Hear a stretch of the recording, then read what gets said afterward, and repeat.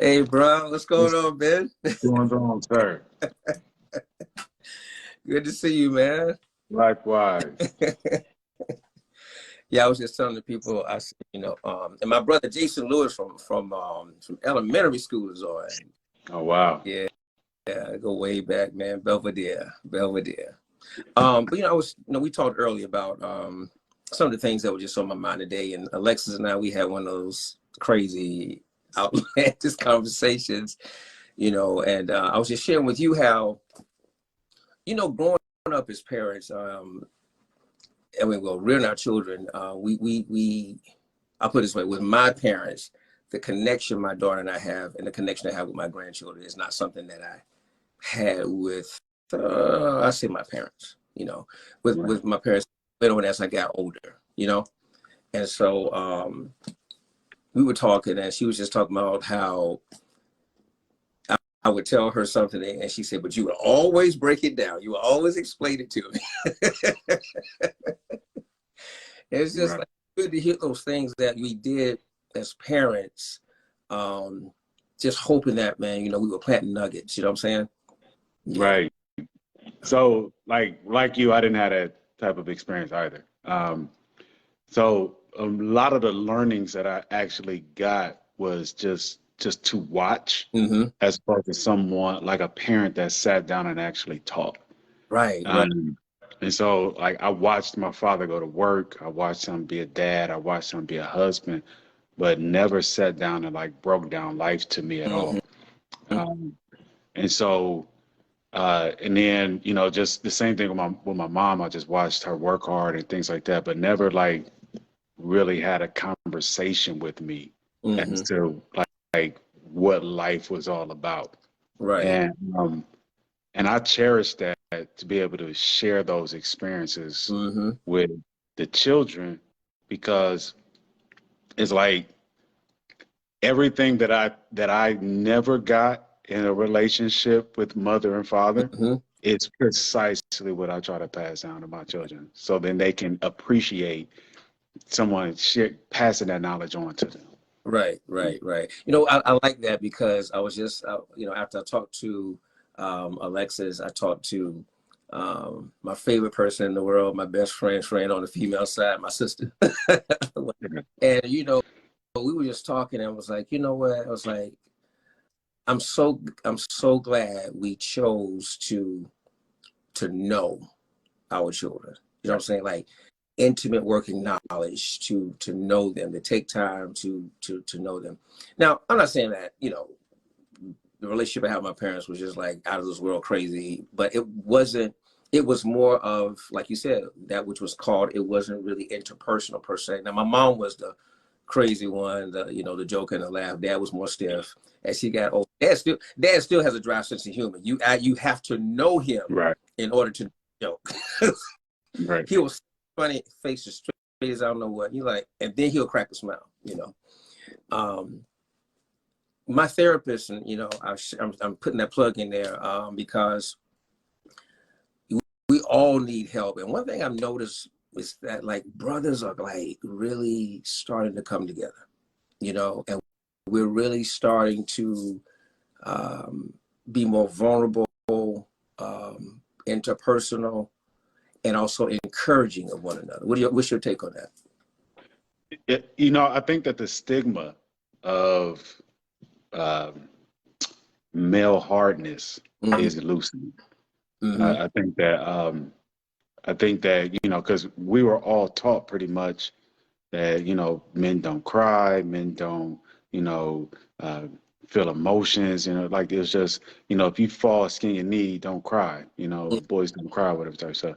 And I think that that's changing Mm-hmm. as we are becoming more mature um, and starting to come to more knowledge of within ourselves. And I think that because as men are maturing more, we're able to then pass that down to our children. Mm-hmm.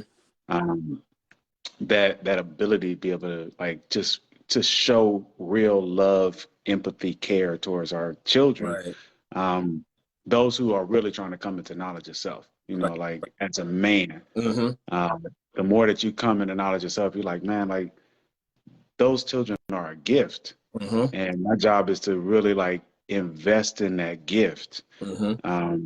And you do that through, conversation. You do that through really trying to understand them, allowing for them to give you pushback, allowing for them to tell you like really how they feel and not judge them or anything like that. So I think that as we as men continue to come together and mature, that maturity is just doing nothing but benefiting our children, our offspring in that regard.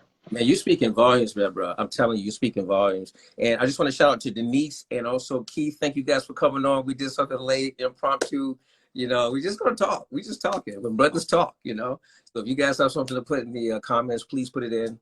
But you, man, again, Ben, you speak in volumes. It's crazy because our history goes back 20 plus years. You know what I'm saying? Like, dude, like we've watched each other mature. Right. And you wish you had some of this, and I wish I had do. that. But it's just like, our brotherhood and our connection is like no other, man. And even though I'm the older guy, the older gentleman, you've looked up to me, and I've always told you that I look up to you as well. And it's good. Getting back to that brotherhood, that connection. I'm telling you, I see it there. What I do as far as peaceful solutions, work with men and women across the country. And hi, Dana, how you doing? Good to see you. Thanks so much for joining. This is Chris and Ben. We're just having brotherhood conversation. But there was two brothers in the past 2 weeks that called me, and they called me. One was complaining that gone through the program, Love by Choice. One was complaining about the situation with his wife. How she berates him, how she basically, he said, the stuff you see which I knew, but he said, the stuff you see and the things, that are said, I don't get that. And he said, I don't know what to do. This guy, he is one of those hard guys. You wouldn't think that he would be crying. And as I let him speak, I would hear, you know what I'm saying? And I'm like, this is really intense. But what's been going on is that he's been holding it in for so long. And so I reached out, to him periodically. But I was going to say, however, we just need an outlet, and we need to continue pouring into one another and letting each other know that it's okay to feel what you feel. It's crazy. I always talk about how, holding those feelings in, eventually you're going to explode. Yeah. And the person that's around you is going to catch that shrapnel. Wow. And so, like, if you continue to hold in those emotions and don't have a proper vehicle to release it, then someone is going to get hit. And the person that's next to you that's going to get hit may not be the intended target, right, but you have not properly released it. So, actually, like, for myself, like I'm in therapy myself as well, doing, trying to make sure that I continue to be a better person myself and dealing with my emotions. I don't want to turn around and have a conversation with my children and they say something that ignited something I hadn't resolved 3 years ago, 4 years ago, 5 years ago. And my children get the shrapnel of it, or somebody at work got something because, my partner did something to me 3 weeks ago that I never released. Right. There is a physiological impact if we hold on to emotional baggage. There's a psychological impact if we hold on to psychological baggage. There's emotional, there's a spiritual, so we have to not be afraid to address when we have whatever it is that's going on inside of us. We cannot be afraid to address it because hurt carried over time is going to cause death. But it debilitates. You know, Walter J, thanks for joining. Thanks so much. This is Chris and Ben. We just having brotherhood conversation. You know, we're just talking how brotherhood can, you know, brothers are connecting and encouraging one another. You know, but again, it causes it implodes. It causes us to implode on the inside. It manifests in a physical state, and that's why it's imperative that, you know, we get therapy. And I'm gonna tell you why I'm pushing therapy. I'm gonna tell you why, you know, we even have these conversations, because our higher self knows that there's greater for us. The higher self knows, okay, listen, and we see doing great things and great exploits and accomplishing and sticking to our goals and thinking of a task and finishing and being a visionary. However, experientially, life experiences, you know, have bruised our heel, have snipped our Achilles heel, you know, and Achilles tendons, and it's causing us to be crippled. And we're trying to walk and perform at a substandard level. You know, we got to help each other. You know, we got to connect to those who are. Hey, Jasmine. Hey, Jasmine. I'm laughing because I saw those puppies you put on Facebook. But congratulations to the litter. But yeah, we have to connect, and that's something that's not happening, but it is starting to happen more and more. That therapy is causing. I say all the time, the soul is compartmentalized. Mm-hmm. The soul is compartmentalized, you know, and I just put it like in quadrants, you know, and life experiences go into the soul. And you can have a total recall based on your mind going to a place. Why do you think that men don't connect with other men and openly share how they feel? I would say it's because it hasn't been demonstrated. For the most part, it has not been demonstrated. It's our interaction, the interaction that I've seen even amongst my father and uncles, was always more of a, hey, bro, cordial, formal type of interaction. So we are now perpetuating superficiality, and we're not really iron sharpening iron. But how you doing for real? Like, how's your health? Go ahead. I'm gonna say this real quick. This brother called me tonight because he's in the hospital and he's dealing with some possible diagnosis of this, that, and the other, and heart failure. And so he said he called me because he didn't want me to be in the dark. About 2 years ago, I had a good friend of mine that we talked. Next thing you know, I got the news probably within the latter part of the week that he had a heart attack and died. And we were such brothers, but yet I didn't know the depth of his medical issue. Now, true brotherhood allows you to share things of that nature. But how you doing, man? How you feeling about yourself? How you self-validating? You know, that's my answer. That's my take. What are your thoughts? See, and I think that, I mean, I totally agree with that we hadn't been demonstrated. We never have seen, and then I can even think like my father and I, we had a really, really solid relationship. Mm-hmm.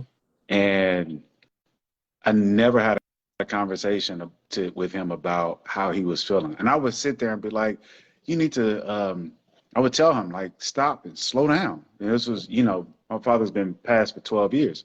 And before he got sick, I was telling him, like, I would be like, stop and slow down. No, we don't, you know, and not like able to break down one of the smartest men I knew, one of the most, you know, emotionally in tune men. Like, he couldn't stop and talk to his son and say, "You're right, I am tired," mm-hmm. You know, and like so smart, so wise, yet so emotionally unaware to be like, hey, you got somebody who gives a damn about you that's trying to get you to Right. like I can see it, but you won't even allow for yourself to acknowledge somebody seeing something deeper in you, you know.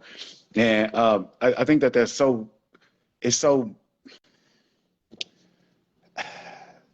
like we're missing that with each other. Mm-hmm. Because the thing is, women do this all the time. All the They time. do it all the time. The girl, what's going on? And they sit and eat ice cream and drink wine and, have pajama parties or whatever, you know what I'm saying? Right. So they do it all the time. And it's like we have to sit around and drink a beer, have a bourbon and smoke a cigar and like just keep being tough. Mm-hmm. It's like, but you in the nut house in your own house. Right. You know what I'm saying? Like you're not even free in your own mind because you have not found a person that you can just, unload on and get what, be able to communicate how you really feel. Well, you know what though? And I think that's messed In up. addition to what you're saying, you can only know others according to the depth of your willingness to know yourself. Facts. You can't, because if you're surface with you, and I say that from a place of being transparent, if you surface with you, guess what? You're going to be surface with others. You're the first person. Right. Right. You're the Right. you know. It, Why do we have relational issues? Because we have relational conflict within. We have inner conflict.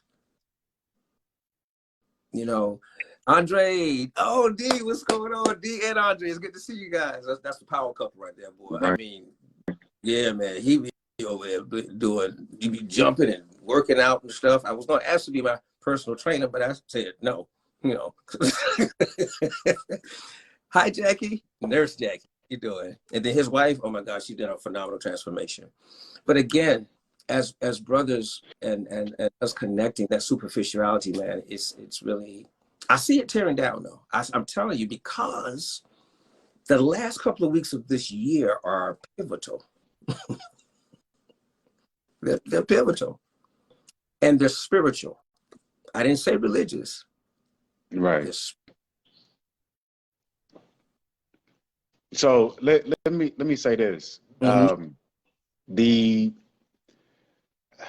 more that men, first, not men, yes, because we're speaking men, but just people in general, Mm-hmm. the more that we turn around and really begin to focus on the self.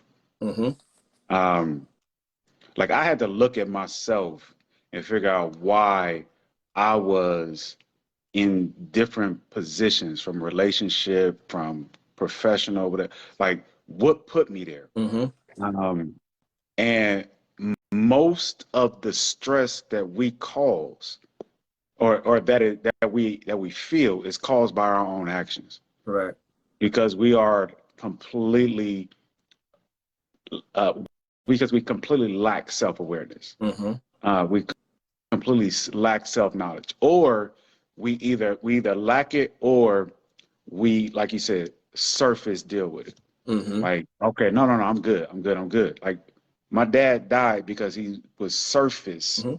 Mm-hmm. he never stopped to say, you know what, I'm like, Gilbert, you hurting, Mm-hmm. and like we gotta stop and like really like dig into ourselves. Like, what are you? I ask people all the time, what have you learned about yourself today? That's How have important, man. you strengthened yourself today? Like, what if you're not doing anything for yourself? You won't be able to love anybody. You won't have empathy for another person. You can't do anything for anybody until you first come to you. For you. And I look at the mirror and be like, hey, you's a good son of a gun today. Like, So, hey, today I'm sucking. right. Like I can have those conversations with anybody. Like, hey, I've called Yeah. you. Today is not a good day for me, brother. I don't know what the world is going on with me. Something's going, but I can come to that awareness. Like I've come to that awareness, like something is off, and I'm not going to just sweep my feelings under the rug. I'm not going to, like, I'm going to be caring That's about that. also, I need help. Right. I need help. In the multitude of counsel, there's safety. I need help. You know what I'm saying? We don't have to do this alone. I'm telling you. When we unite, we have similar stories, and how I came out, or what I'm going through or dealing with might be what you're going through and dealing with. With that being said, I want to tell everybody, I want to share this with everyone real quick. Your life experiences, regardless of how good, bad, or indifferent, or how we want to qualify them as lightweight or heavy or embarrassing. The thing about it is we're going to talk about life. But it's through your life experiences, your stripes, that others are going to be healed. It's through your stripes, your lashings, that would have taken someone else out. There are people who are going to come after you who will need that experience to know, hey, Makita, how are you? And Lynn Poindexter, good to see you. Thanks for coming on. But yeah, those stripes, those life experiences, man, I'm telling you, they're not going to take you out. Why? Because life, bruh, our life is it's already scripted, man. You know, when you say that, it's like a powerful thing to me. Because like nothing that you're going through is strictly for you. No, not like strict. you're going through it. It's akin to the Underground Railroad, right? Like you're going through the railroad to get to a desired end, but it ain't for you to get there. It's because there's a trail of people behind you that's going to walk that same path. And you, because you've gone through it, are now the guide to them to get them to the destination. Correct. So because I have been hurt through divorce, or I've been hurt through a relationship, or I've been hurt through whatever, it's not ultimately for me. It's because now my witness is going to help somebody else get through that same thing that I've experienced. Yeah. It's not for me. Right. And a lot of times we get stuck on how it is that we are going through it. And it ain't got nothing to do with how we're feeling. And so once you come to understand it, like, oh, it's not about me. Correct. Then I can come back and be like, hey, I went through this traumatic trauma, and I came across you. And now because you were purposed to come into my life specifically because I went through this exact pain. Yes. And now I can take you through the railroad of my experience. By your stripes, man, I'm healed. Like, because there's just no way in the world some of the debilitating, embarrassing, horrendous things that people have gone through, and they are still here. What is actually being said is that you can attack them, but you can't take their life. Their purpose hasn't been fulfilled yet. Right. And everyone is created on purpose. And these type conversations transfer and inspire hope. Hope beyond hope, because there are two types of hope. Hope that is validated on promise, and can be seen spiritually. And there's also hope that's deferred. Like you're hoping, but ain't nothing changing. You know what I'm saying? But when I speak, when we have these type conversations, that there's nothing, bruh, you were voluntold. You just needed the Most High just needed two people to come together, give you a flesh form. But before you came here, you were already a winner. So you're released here. And now the problem is everything was well until we became human. We were fine until we became human. Right. Man or woman that is born of a woman is of a few days. And those few days are full of trouble. But you still overcome. You've already overcome. The Most High knew that you and I would be having this type of conversation. It was already preordained.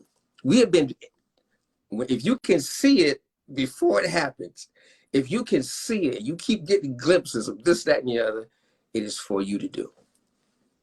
It's for you to do.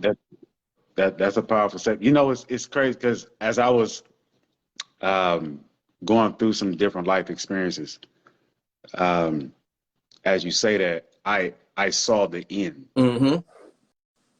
while I was in the middle of it. Mm-hmm. And like I was actually talking to a young lady a couple of weeks ago, and she was like really struggling with where she was right now. And I just had to remind myself of my experiences and to be able to come back and encourage her. I was like, can you see the light? Like, what can you see the end? Mm-hmm. Because if you can see the end, then you'll get to the Mm-hmm. end. And a lot of times, um, you know, we just struggle because we put on the cloud. Our eyes are clouded by what's in front of us, as opposed to the clear vision that was already given to us. Right. And sometimes we're struggling with things that are already defeated. It's already defeated, and we have been entrusted with the situation to show it that it is defeated. Before we came, we were already equipped. We were already equipped. Catch this here. I'm gonna tell you something else too. Everything was fine until we became human. Now I've shared that I have my therapist who helps me and who's helped me go back in the annals of time and things that I suppressed. Jamila, good to see you. And I see Josephine came on. Thank you. This is myself and Ben Price. We just sitting having conversations about life, about brotherhood, about just encouraging one another. Thank you all for coming on too. And if you guys know if you all know some other men that would, need to join, tell them to come on and watch us. But it was already scripted. So the worst thing that we can think of, I'm gonna share something with you real quick that I know, and this is a far-fetched one. This is so far-fetched, but I'm going there. The worst thing that we could think could have happened was already in the plan. Now we celebrate. I was talking to Anita the other day, my sister, and we celebrate, how Jesus was on the cross. And then he was between two thieves. One thief said, save yourself. And the other thief said, you are the Christ, the Son of God. All I ask is that when you come into your kingdom, remember me. And then the Most High said, Jesus said, this day you will be with me in paradise. All right. And then we have Apostle Deacon Brother Jeffrey Dahmer. Yep. I might as well put the brakes on right there. And Jeffrey Dahmer said in an interview, he said at the end, I believe in the Lord and Savior Jesus Christ. I used to not, but I do believe. He acknowledged it. He did the same thing the murderer did that was on the cross. It's just cute because it's in the Bible. So you starting to go down a path of religion. Because religion would tell you that man, Jeffrey Dahmer, is going straight to hell. Mm-hmm. And that's just I know. Who am I? Like, who am I to say whether or not that man who said, who believed, the thief who believed, mm-hmm. could have been Jeffrey Dahmer? Who knows? It never said what he did and how he did it. He just said he was on the cross. That's all. That's all it said. So he could have been having a whole bunch of Egyptians booties sitting on ice pack. Well, not ice pack, salt back in the day. You know what I'm saying? And was just next to the cross. You know what I'm saying? Like, I don't. You know how I feel about religion. So it's like, man, it's not anything to do. Our job is to be salt. To be salt. That's Take it there. Our job is to be salt. Salt changes the property of anything that it touches. That's right. That's our job on the earth. It changes. So when you come into contact with me, do I change you? Do you feel a shift in your life when you deal with me? Right. Whether it's for a long time or a short time, you put salt on ice, it melts. Changes. Right? It changes quick. So That's our responsibility. It is not to judge. It is not to put somebody into heaven. Mm-hmm. It Right. is, you know what? To be honest with you, it is even not to convert, because we be trying to do that all the time. Our job is not to convert. Our job is to be a light, To be a light. and our light is to draw them into us. Correct. To draw them to us, to lead them to. But you know, I don't want to go on a tangent. But man, I don't like that. So I'm laughing because we said all that about life, right? And the thing about life is, we got to watch. Another thing too is connections and relationships. Right. Connections and relationships. I was talking to my daughter, right? And so we were talking. We have this thing. I love our conversations, right? Especially when she. So what Alexis will do is she'll call me and say, "Dad, I'm just calling you because I'm about to walk to my car." And I said, "So you want to use me until you get to the car, right?" "Yes." I said, "Well, okay, use me." So tonight we were talking about just how we attract people according to the level of our vibration. Please forgive. It's the brace of people. But we attract people according to our level of vibration. So, hey, Chris, what's going on? I'm sorry, Nicholas, what's going on with you, man? It's good to see you, brother. Thanks for coming on. All right. So we wonder why we attract the same type of people. We say it's not the same people. It's the same type of spirit and soul, energy. Okay, we're vibrating. What's going on, Akita? Thanks for coming on. We attract the same type people, energy, connections because of the level by which we vibrate or have faith. Okay, when I say this, the reason I took it with faith is just simply it's a belief system. It's just believing. All right. So if in our mind we believe we're not going to be taken control of, and we say in our subconscious mind, ain't nobody gonna take advantage of me, you're gonna only attract people that you have to a degree dominate, because you're fearing being taken advantage of. So that person's going to come in passive, or they're going to want to just please, or that, and your higher self is like, they're getting on my nerves, like this and the other, like, come on. But it's the vibration of, I'm not going to be taken advantage of. See, I see it slightly different. I agree where you at, but I see it slightly different. I think that you attract your level of healing. Okay, I like that. Okay, I like that. So, like, wherever you are in your journey of healing is the type of person that you attract. So if you have not done self-healing, you will attract someone who also has not healed. Correct. But and that's not just in like relationship, like, relationship with two people, but it's just any relationship. Correct.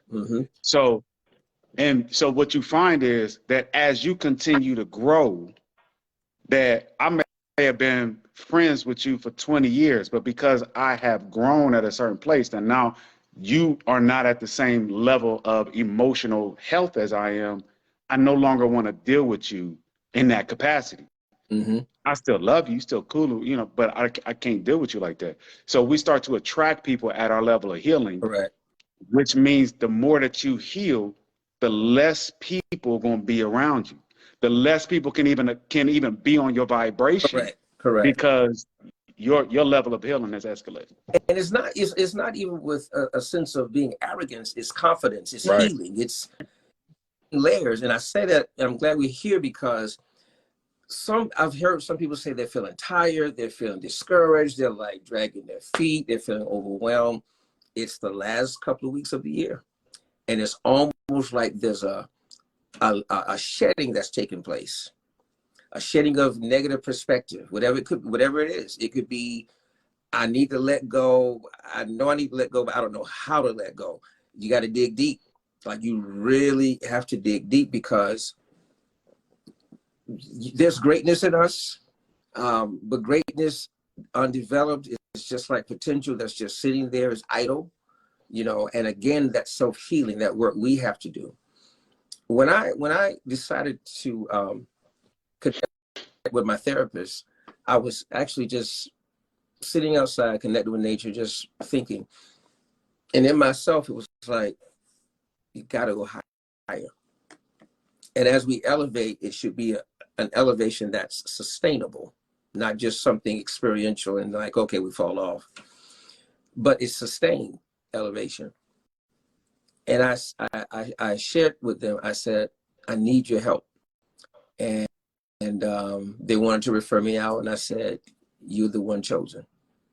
And I said, I can't rise and be sustained until I get rid of my soul issues. Now, mind you, I'm shedding tears. I'm crying because it's a painful shed. It's bleak. And I knew that I had to stand fast and go through the process, but yet it would be dark. It would be a sense of being disconnected and alone. A rose cannot grow unless it's pruned. Mm-hmm. Weeds are going to choke it out. The only way that it's going to actually come to full bloom is that it has to be cut. Mm-hmm. And so as we truly want to blossom into our called selves, we're going to have to deal with being cut on. Mm-hmm. But you have to be real with yourself and understand that in order for me to be that, there's going to be a knife involved. It's going to be a knife. You can't get to your full, you can never get to full maturation without going through some pain. Right. You think about it from a child growing up, when you have growth spurts, your body hurts. Yes. Yes. So there anytime there's any type of growth, mm-hmm. there's going to be some pain. And so, right. So if you want to get there, now what happens is people who don't feel no pain ain't never grown. They've stunted their own growth. Correct.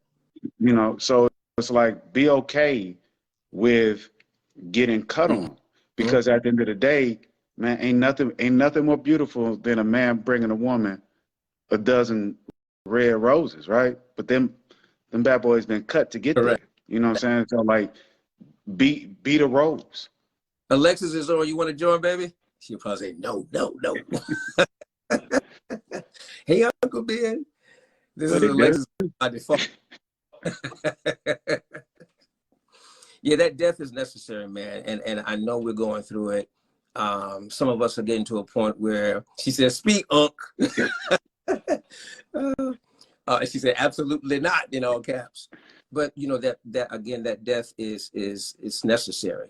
And it's also, it's pleasing. It's what has helped me through the many deaths that I've experienced, and also the death I'm experiencing now, is a vision of what's ahead. And then also accountability. Accountability. It's a challenge, and that's one thing as brothers, we haven't been taught accountability. Listen, in some that's not just in brothers. That's just period. People, man, when I tell you that it's unimaginative, the lack of accountability that we as a people have. Mm-hmm. And it's because the easiest thing to do is just to blame somebody else, because no, you did it. Mm-hmm. It's amazing to me how you can be lighting have a lit match in your goddamn hand, and the only thing you talk about is the fire. Right. No, there is a fire, yes, because you lit a goddamn match. You holding it and you just staring. Man, why is there a fire? It's a fire because you lit it. So you have to be able to stop and say, wait a minute, what did I do? Even when the other person in any situation, circumstance went and then pour some gasoline on or whatever. Hmm. You still got to come back to the root and what did you do in the Right. situation? You know, take accountability. If you're in a relationship with someone and there is, you know, a fight or whatever going on, like, stop. What did I do? What did I do to Hmm. cause this? What did I do? Regardless of where it ended, what did I do to start it? What was my role in this controversy? Right. What was my role in the financial situation? What was my role in the business structure? What was my, you got to be able to stop and take accountability for yourself. I tell my boss all the time. I tell him all the time. I say, listen, if I suck, I'm gonna tell you I Hmm. suck. My deal is I'm not gonna suck tomorrow. Right. Like I suck today. Today I just had a bad day. I'm not gonna suck tomorrow because I'm gonna take accountability for what I did. Mhm. I'm gonna take inventory of what occurred, and I'm going to make the necessary changes so that I don't repeat that behavior. Right. That's all it is in any situation that we have. We have to stop and take accountability for ourselves and think, remember this too. When we take accountability for ourselves, it sends a message to our offspring, Correct. to the people who are close to us, close around us, whatever, that, okay, taking accountability for my actions is not a bad thing. Hmm. It's actually the adult thing to do. It, It is the mature choice. thing to do. Correct. It's it's a choice and it's mature. You know, it's important, man. I know, even with apologies, this whew, there was a situation. There was a couple this week, you know, and the situation, man, I was like, this is so dumb. I didn't say that, but you know, I had to come for him. But he just said, okay, I'm sorry. You know, I said, that's not an apology. Right. I said, I'm telling you this, I said, because I love you. That is not an apology. When you apologize, you consider that other person's perspective and their point of view and their feelings. And said, you know, you apologize with empathy and trying to help facilitate their healing. And don't place a demand on how soon they forgive you. You know what I'm saying? Or just to say, I'm sorry because I'm sorry. Shoot, I heard some people say, well, the Lord forgive me, that's all that matters. Wrong answer. Complete. Complete wrong answer. That Yeah, ain't got nothing to do with whether God right, forgive you or not. You right. still got to live with somebody. You still got to deal with somebody. What you will that mean? Yeah. Um, you see here, I just, man, I'm just, and all the people coming on. Nicholas Harley, thanks, man. Alexa, now listen, bro. Alexa's watching. We must be saying something. All right, we've had some leaders in the community fall. Uh, I mean, I mean, it's just been back to back, and from the ecclesiastical order to civic leaders, people that I know, you know, out of state, Detroit area guy that was used to be here, and that's what's crazy about it is that these two bishops, they went to high school together in Detroit. I mean, they went to school together in Detroit. They hung out, and they died probably a matter of 2 to 3 days apart, two different states. Probably don't even know each other past. But Wow. one's not going to know. You know what I'm saying? So, um, but knew them. You see, there's two other leaders who died here. Um, Mr. Vince Ford, and there was another guy, and there was someone else who transitioned. Um, I just want to say, man, you know, guys, we have to be mindful of. We have to eat. I encourage us to eat to live and not live to eat. To be mindful of what we put into our temples. I know Nurse Jackie's on here, but we have to be mindful mindful of what we eat and what we ingest, you know, in our systems. We have to take care of ourselves. You know, the body was framed to support our spirit and soul and to help fulfill purpose in the earth realm, you know, whatever that may be. I mean, someone may need your smile, but if you're sick, you're not apt to give them that smile. You know what I'm saying? So um, your children need your guidance, but if you're sick, you know, so sometimes it's in the food. Sometimes it's just like you said, bro, unforgiveness, things in the body that alter the DNA, alter our atoms, that and it manifests in the physiological existence, you know. So I was actually one, being healthy is. I think a lot of times people think that you have to like go ridiculously strict in order to be healthy when you don't. It's about moderation. Mm-hmm. Now, like I enjoy fried food. I can't eat fried food at every meal, right? Because if I get fried, then I'm gonna be fat as all get out, right? So you cannot turn around and do, you know, your body tells you when you're not eating well, you Correct. know. So that's one thing.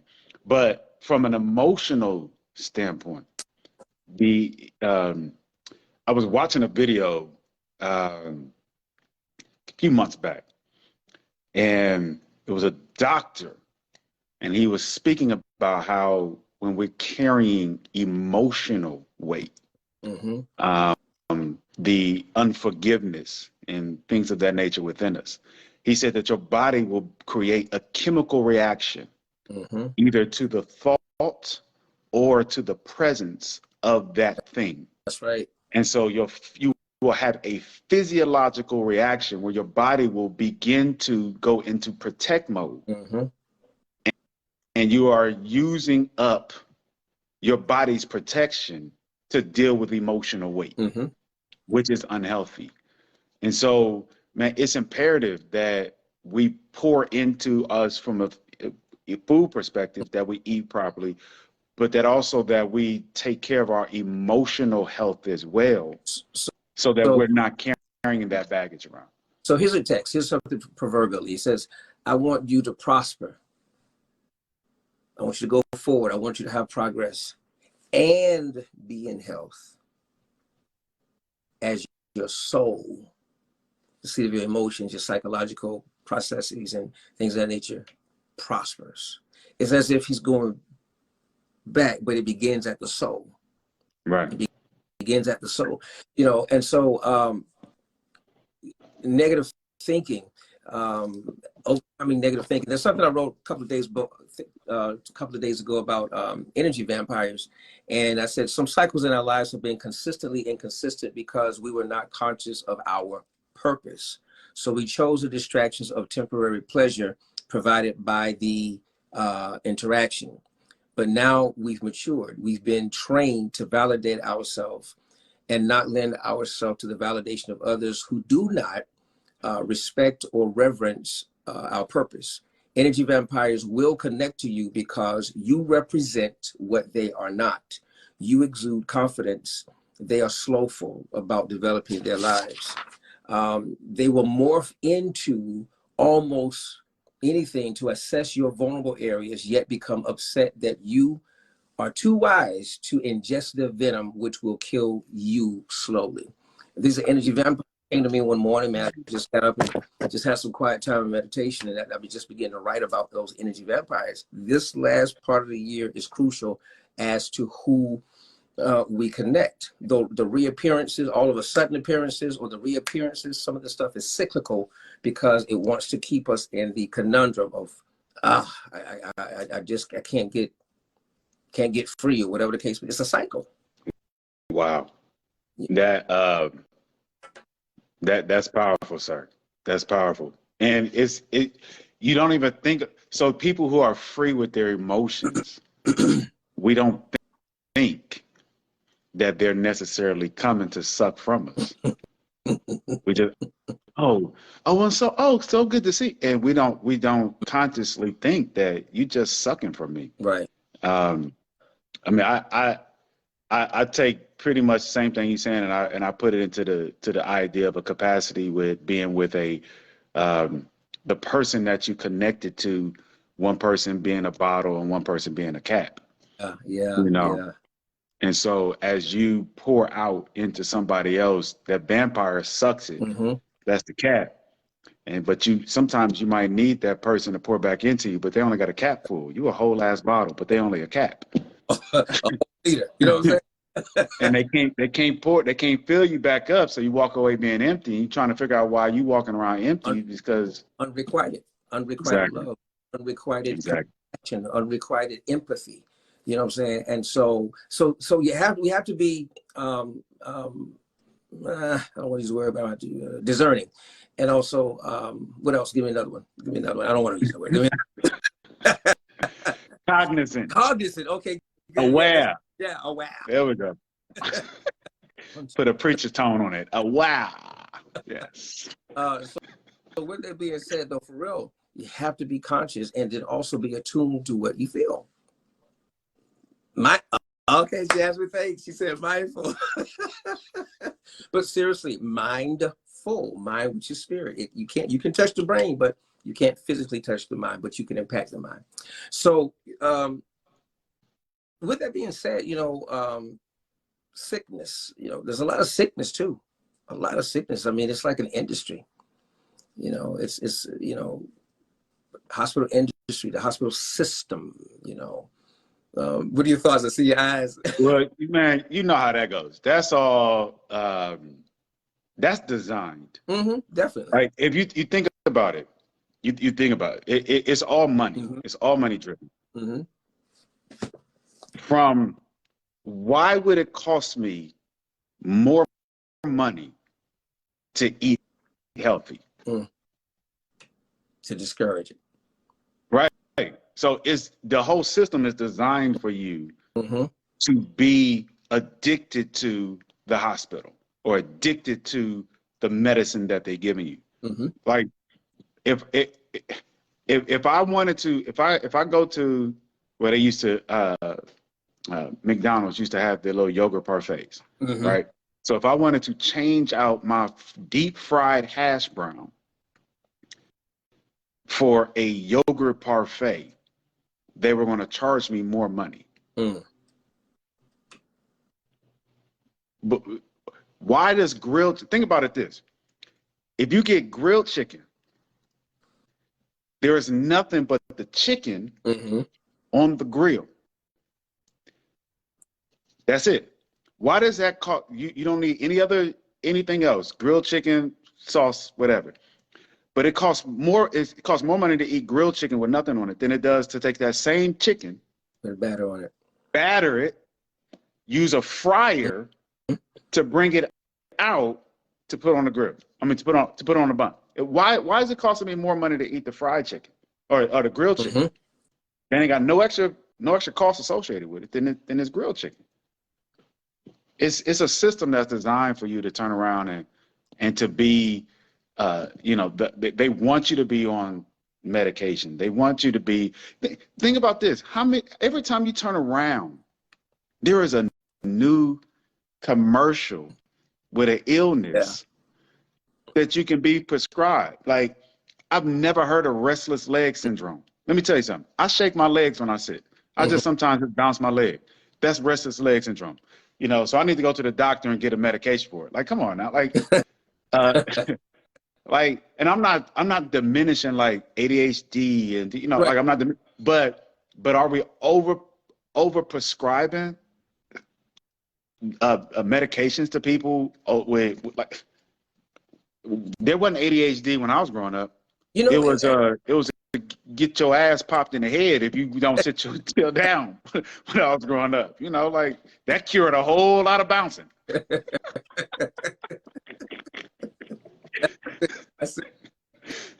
Yeah, ADHD, the medication was leather belt, huh? Right. Oh boy, I tell you. Those were the days. But anyway, so man, it's just this conversation could go on and on, man. And I know you and I have been talking. I want to share some books that I want to definitely read. Now I'm reading all these books at one time. Now some of these books I haven't read yet, but I will be reading. So one book that I'm reading now is called Boundaries in Dating. This is a powerful read. Phenomenal read, Boundaries in Dating. Like this book here, if you can look at the side, and I still have a little bit more to go, but this is a phenomenal read. It is a must if you are looking to that. I'm gonna get this other book up real quick. And the other book here is called Boundaries. I haven't started this yet, but I actually taught a series on this, some Saturday inspiration. So this is called Boundaries. The one with the dating has the lipstick. This one has the draw line with the pencil. Okay, so it's a phenomenal reads, guys. You just got to get in the library. Let me see here. This book here is called Healing Your Emotional Self. Now, I do believe in this type reading because it's what they call it self-help, but it kind of helps you begin your process of when you start reading these type of books, you know there's more to you than just existing, you know. And what it's really saying for me, what it's really said was, Chris, you're starting to do your work, you're starting, and then as you continue moving on the path, there's going to be more that you experience. Here's a good one: how your parents shape your self-esteem, self-image, and body image. That's intense, man. It says the 7 types of negative parental mirrors, shattering your distorted parental mirror, creating a new mirror, things like that. So these books are good reads, and I just can't wait for all the religious folk because I know they got something saying, you know, say something about the Bible. All right, anyway, I'm coming. Just give me a moment. Give me a moment. What you about to say, man? Well, look, all the religious folk can come back and say they'll be okay with reading boundaries Yeah. because boundaries is scripturally based. All right. See, that's all the religious folk. That's right. That's right. No, and yeah. All right. So the power of your potential. Phenomenal read. Talks about the breakdown of potential. If you want to get into that, reading about it, your ability to push on, emotional potential, your ability to manage emotions. Some people are emotionally void. Their soul is just like locked down. When Nita was telling me, my sister, she said, I look at these kids, she said, and their face, their affect is just flat, like they have no smile. And man, like, where's their smile in the 8th grade? Where's their smile? Man, that speaks volumes. You mean to tell me life is that hard? And you know what? Yes. We don't know. Like for some of these situations. Go ahead. So I was going to say that the children, like I see that a lot today, but that comes directly from the parent. And when you have a parent that is devoid of emotion, like you're not at that point, like you're not even a parent. You're just you were a carrier to bring someone into the earth. You weren't your job is as a parent is to pour into your child, to give them life, right? Like not birth them, but to give them life. And when we have children walking around devoid of that, that's because we're not giving our children life. Right. We're talk to me. What's going on with you? Like, and legitimately giving a damn about what's going on with them. Right. You know, we're just like, it irritates me when I hear a parent justify their behavior because they pay bills and put food on the table. Right. No, that's not parenting. Because if you didn't have a child, you was gonna pay a bill and you was going to put food on the table because you got to eat. You know, like putting clothes on the back. Well, that's what you was gonna do anyway. Right. So when we see so many of these kids, is it different? Yeah, there's definitely there's more access to that kids have nowadays. There's different things that they're dealing with, but it still starts with the parent to really get into understand your role as a parent. My job is not to put food on your table. My job is to grow you, to make you to be a healthy and wealthy and responsible adult that can communicate effectively with people and to engage in relationships and teach you about forgiveness and teach you about love and teach you about relationship and teach you how to that's parenting. The next time, I swear for Lord, I'm gonna punch somebody in the throat the next time they tell me that's what it's about. Like, oh, I put clothes on your back. Who gives a shit about clothes on the back? Like, you was already doing that. You know, we got so many young people today that are so lost because their mama lost, they daddy lost, and they thought because it was good enough for me to have sex and not care about the responsibility of the child. Right. Like you can't put a condom on, have a vasectomy, do something if you don't want to have children. But if you fool around and do the things to have children, now you got a responsibility to make sure that child gets every single solid, that they understand. They don't understand love because mama don't love. In order to Daddy don't love. In order to parent effectively, and like you said, the true definition of parenting, you have to have a servant's heart. You're serving. They're cute, they're beautiful, but sometimes, again, having children is egotistical, connected to ego, and you have to have that parent's heart, that servant's heart. I'm serving you. I've learned so much from being a parent to Alexis, as well as, a grandfather to Cash and Faith. I've learned so much about myself. I saw my idiosyncrasies. I saw there are times I've gone to apologize to Alexis about certain things I've done. And because I said, I parented the best I could. There were certain things I was trying to do to overcompensate for, and I said, will you forgive me? Because again, we're not perfect. Knowing this, and then knowing that they are a gift, they're gifted to us. They're not my child. No, that's like property. No, that's right. Responsibility. There's a difference between property and responsibility. Right. It doesn't have life to it. Responsibility, you got to figure out, okay, so I don't want to break their spirit or their soul. I want to, if necessary, I need to break the behavior. Right. I don't need spirit and soul. So you said something so powerful. Two things. One, it is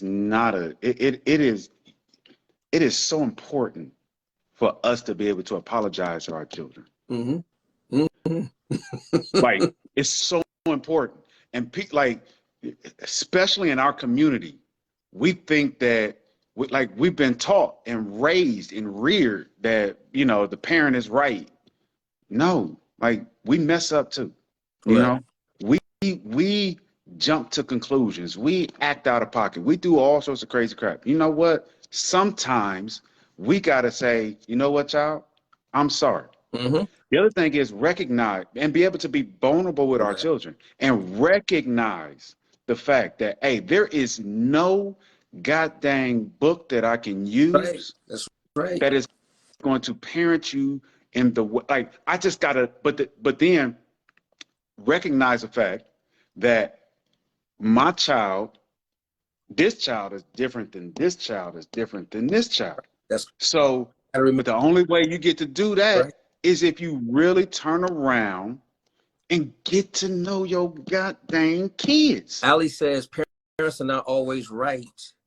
We need to make ourselves vulnerable sometimes. Be transparent and vulnerable as much. Yes. Absolutely. Jasmine was saying true to I think it was something you were saying about parenting. We've got some comments, and thank you guys so much for putting those comments in the thread. But bro, I'm telling you, go ahead, continue. It irritates me because in our community, man, we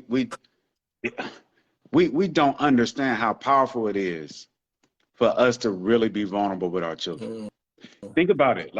If you are a woman and you have daughters, and you've made some bad decisions, right? So you're a woman, you have daughters, you made bad decisions. Your vulnerability to your daughter will allow for you to impart into her a certain level of wisdom that she would not have had. That's right. Dealing with these jokers on the streets. Same thing with men to boys, fathers to sons. Same thing with women or mothers to sons. Same thing with fathers to daughters. It's the same. You gotta be able to be vulnerable with these kids so that they understand. Wow, I had some experience. I went through a divorce. I sat here and had a whole conversation with my children about the fact. Listen, this ain't got nothing to do with you. this is where we were messed up at. Right. This is where we didn't go well. But let me be vulnerable, because dad wasn't perfect in the whole situation either. So listen, there were some things that occurred, things that happened, blah, blah, blah, but you know, all this stuff. However, you know, like, but this is something that I learned from this, that I recognize I cannot deal with this in a relationship. Correct. That information goes to them. Correct. Like, well, let me evaluate when I'm dealing with a boy, when I'm dealing with a girl. Right. Is this something that I want to deal with in my relationship? How we communicate as husband and wife, how we communicate as boyfriend and girlfriend, how we communicate as fiance, but like, our kids see that. There are overt conversations that need to be had with our children where we're passing that information down, and then it's your actions day in and day out that they're watching. And that's if they don't see you doing it. And that's what impacts the most. Absolutely. Because again, you know, children are intuitive. They feel things, and they won't say anything out of respect or fear sometimes, but they can still feel. They feel. They're very intuitive. Lead by example. Lead by example, not by perfection. We're not perfect. And you know, the thing about it is this. And that's a great statement. That's great truth as well, Ali. But yeah, with that being said, we, again, as much as allowed, be transparent with your children. That was a prayer I prayed years ago. I said, Most High, allow me to be as transparent with Alexis as allowed or as necessary. Now, there's certain stages in life where you'll share certain things, because my sister and I will talk again. We have conversations too. We might do one of these one day.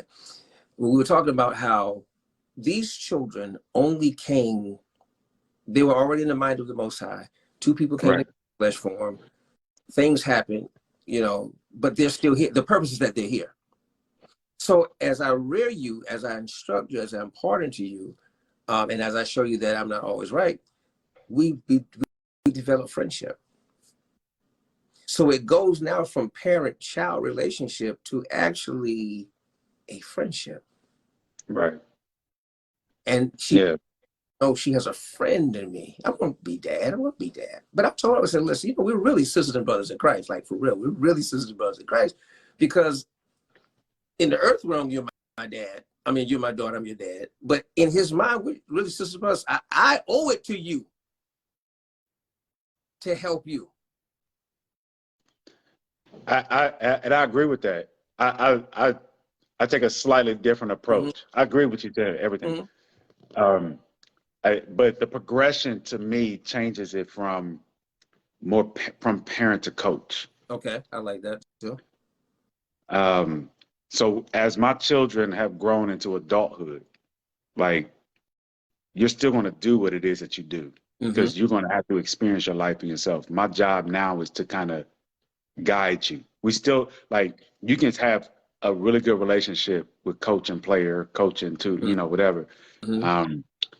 But it's a different dynamic. When you're 8, I'm teaching, like, I'm parent. When you're 18, I'm now coach. Right. But Ben, we have to, as parents, be prepared for that.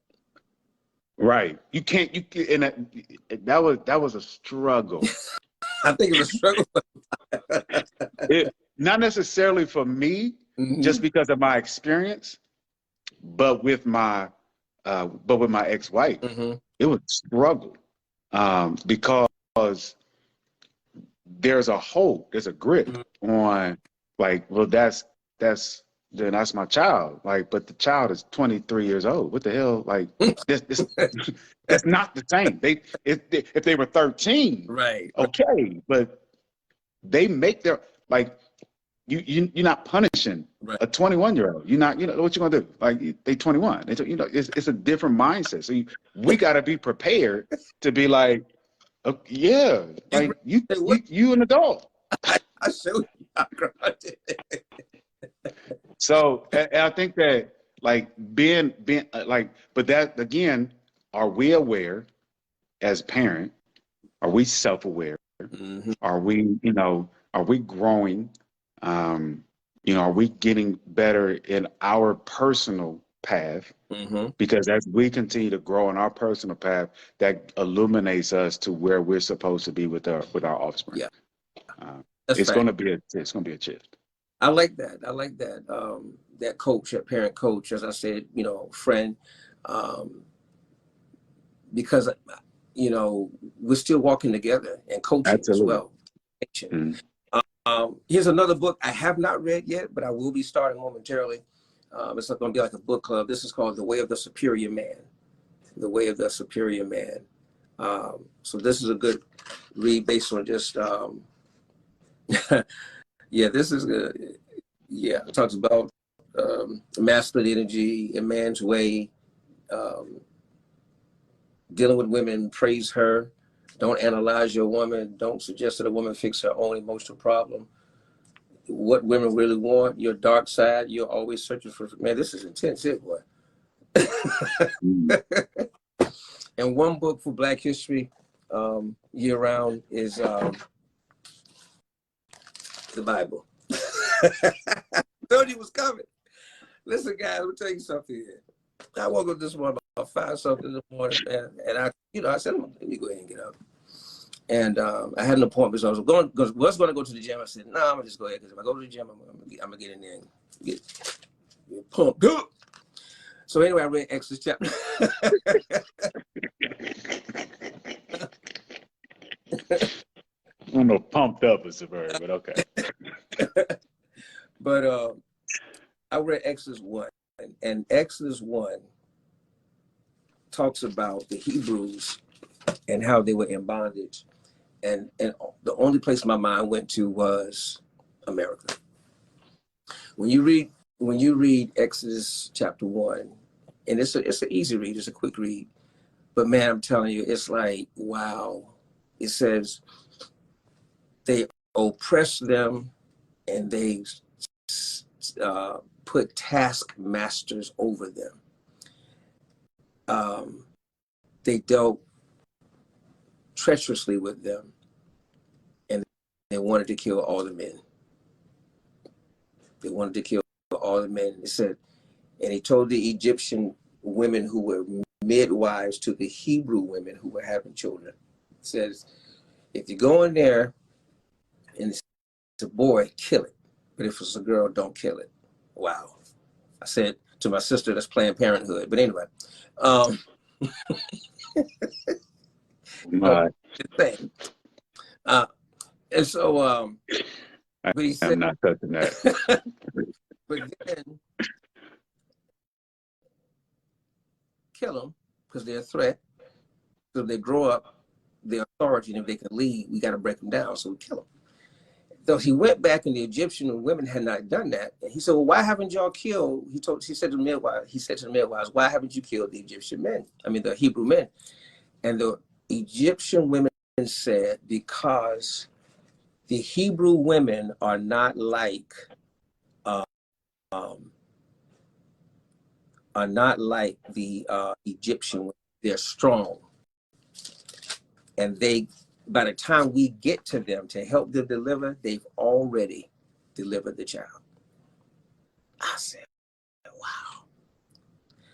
So, guys, there's so much. I'm touching on a lot, just touched on it, but when you read and you see that Black history is all through the scriptures,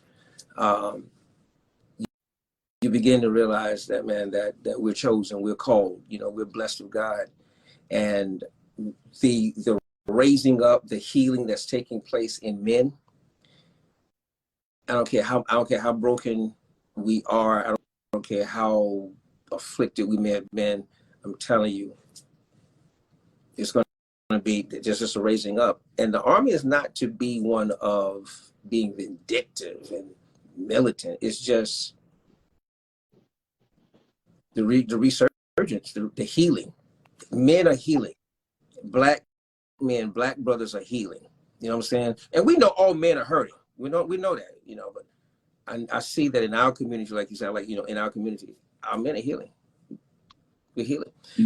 It's a beautiful thing to begin to come to awareness. Yes. Uh, and once you start to come to awareness of yourself, you understand the power that you possess Correct. and the influence that you can have.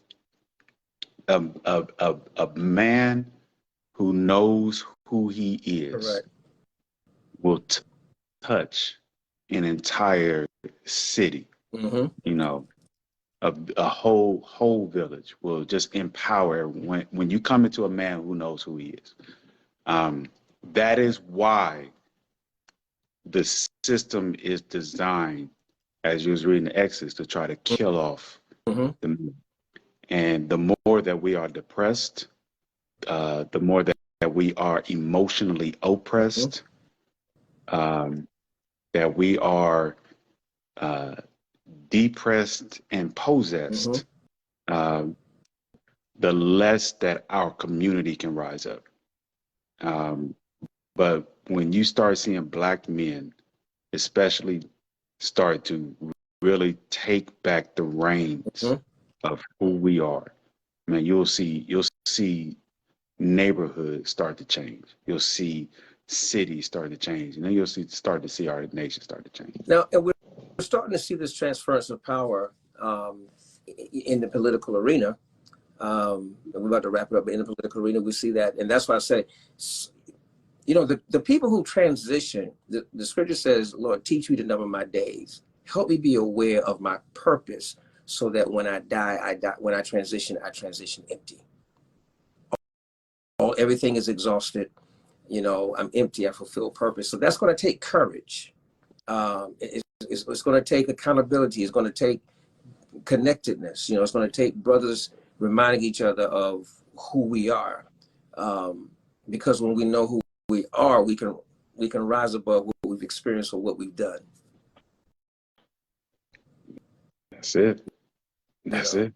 So, my brother, listen, that last plug.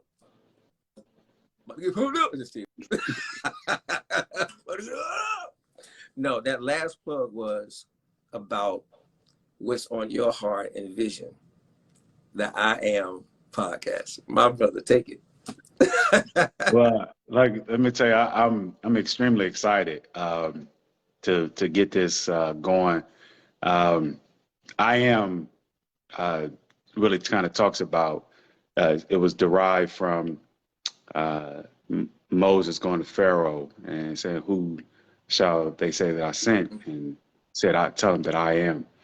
And when we really think about who we are as a people, we are so many different uh, entities in one. Mm-hmm. If you look at Jehovah, Shalom, Sikkenu, Rapha, Jireh, blah, blah, it's still all one being. And we are husband, father, employee, business, divorced, relationship, whatever. So we encompass many, many titles. And I'm so excited to really kind of start to really delve into these topics individually as to who we are, and really talk about it from a perspective, not, like if we're talking about relationship, not on a scale of a Kevin Samuels or a Derek Jackson, but to really start to dig into us, Correct. like accountability. What are we doing? Some of what the scriptures say, some of what a book says, some of what knowledge says, some, like really kind of digging into it from a different perspective and having a real grown ass conversation Right. Right. about what it is that we're doing. Because the more that we heal and then we give a real voice to have real conversations around real things, man, like we can start seeing people in relationship, like choosing the right mate, Correct. or staying in a relationship because we're being healed, or learning how to really parent that child, Correct. or to be healthy, wealthy, like all those type of things. So like I'm extremely excited, man. It's been it's been burning in my soul for like a month and a half, 2 months now, man. It's like, and I've had people who have, this is how I know God, that is Mm-hmm. for me, is because people have been asking about it randomly. And so because people have been asking about it randomly, it's like, yep, it's time for this to go through. And so, I'm excited about we're going to launch in January, first podcast and get it going. So I'm excited. Man, listen, it's long overdue. There were some things that I shared with you as you were going through your transition. And one of the things I shared with you was that which is in you cannot be released in a non-sterile environment. It would just sit. Right. Because if it's released in a non-sterile environment, it will become contaminated. And so the Most High is very strategic. The Most High has put things in all of us that he's expecting a return on his investment. As above, so is beneath. And so there are people who are in leadership. There's one of my friends, a congressman, like 10 feet across from my office, and he and I talk periodically. And I told him, I said, I'm praying for you. I said, because you're actually a servant. You're a civil servant. And the powers that be are ordained of God. He said, man, listen, I give you all the prayer. He said, I really appreciate it. But he was humble. He wasn't just blowing it off, but very much humbled by that. So again, with the transference of power, and some of these predominantly Black communities where it had been led by white individuals, now there's a transference. Also, there's those of you who are being elevated even on your job, be mindful of the fact that you're being entrusted with more, even though experientially you may not believe you can do it. If your higher self sees it, the higher self is the God consciousness, that part of you who says, listen, this is what you were created for. And some of us are so accustomed to hiding behind the scenes because we've adapted that lifestyle as from childhood, so it carries over into adulthood. And then you have people now nudging you along saying, listen, you can do this, but until you believe. Nothing to us here. There's an appointed time. So even though people are pushing you, this I am coming up is an appointed time. It's been in your spiritual womb for a while. It's been in your spiritual loins. It's been in your mind for a while. And while it was in your mind, you were developing it, and then you started putting it to paper, and now you're able to release it. You're able to give birth to it. So to everyone who's watching, thank you so much, man. Listen, we just had a conversation. If you know some other people who will benefit just from this conversation, while they're riding in their car, they can listen to it. Go back and replay it. You can scroll through it real quick. But just listen to it, guys. And we're looking to do more of this. Be encouraged and fulfill your purpose. Go for it. I'm telling you, go for it. It's your time. Ben, you want to say anything, bro? Look, I would just say, man, strive to be your best self every day. Be the best you. Be the best you every day. And I got two things on my wall that I look to every day. One says better days are coming. Mm-hmm. And the other thing says, if you fall down, fall on your back. Because if you look up, you can get up. Wow. I want to acknowledge some last minute people who came on. Gerard Glover, thanks for being on, man. Main Diggs is watching. Yeah, these pictures are small, but I can see. Monisha, how are you? Thanks so much for being a part. Walter Tillman, what's going on, brother? And my boy Dwayne Brunson, how you doing, man? So good to see you. And my prayers are definitely with you, man, and your family, and just you keep doing what you do, bro. Let's get ready for January. Let's get it done. All right, everyone, listen. You guys have a powerful night. Enjoy your evening. Rest well. Rise ready, and make the best of tomorrow because it is Friday. It's Friday. Talk later. God bless.